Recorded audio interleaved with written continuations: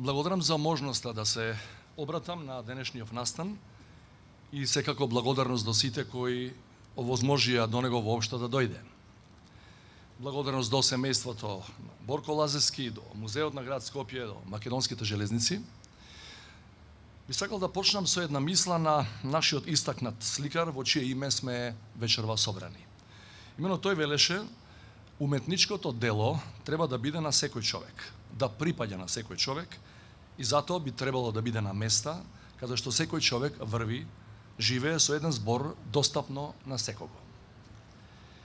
Борко Лазевски имаше можност своите грандиозни мурали, освен во многу земји во светот, да ги представи и пред неговите сонародници и сограѓани.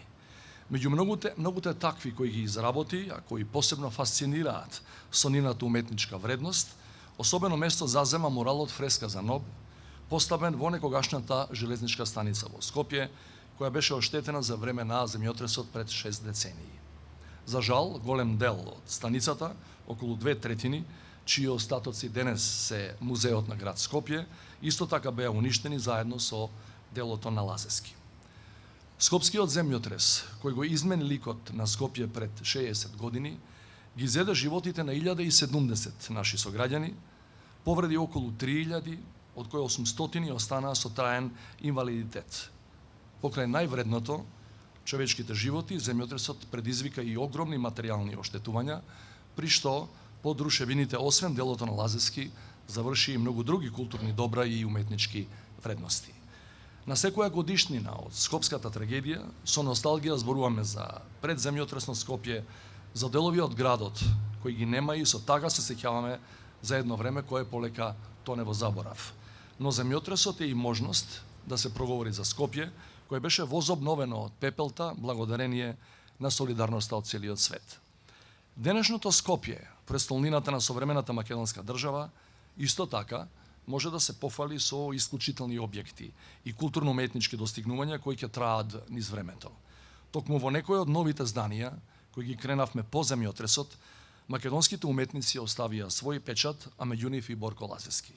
Неговите монументални дела, витражи и мурали најдоа свое место во објектот на Народна банка, во објектот на Стопанска банка, во објектот на МАНУ, како и во Централната пошта, каде што за жал делото ЕБ за слободата настрада во катастрофалниот пожар пред 10 години. Тие се сведоштво за талентот на Лазевски, но во исто време и за дострелите на современата македонска уметност.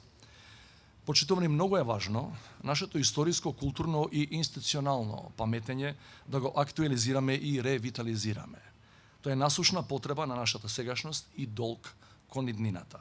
Имајќи го во предвид маркантното здание на новата железничка станица во Скопје, која во времето на изградбата беше најголема на Балканот, верувам дека идејата за повторно појавување на величенственото дело на Лазевски Фреска за ноб на некој од незините сводови ќе биде додадена вредност и за овој објект, и за градот, и за сите нас. На тој начин ќе овозможиме ова дело, уметноста на Лазевски, повторно да биде на секој и за секој како одраз на една специфична сликарска поетика, но и порака за нашето постоење и пркосење на сите искушенија. Почитувани, дозволете моево обраќање да го завршам со искрена надеж дека оваа идеја ќе најде на поширока поддршка и разбирање. И благодарам.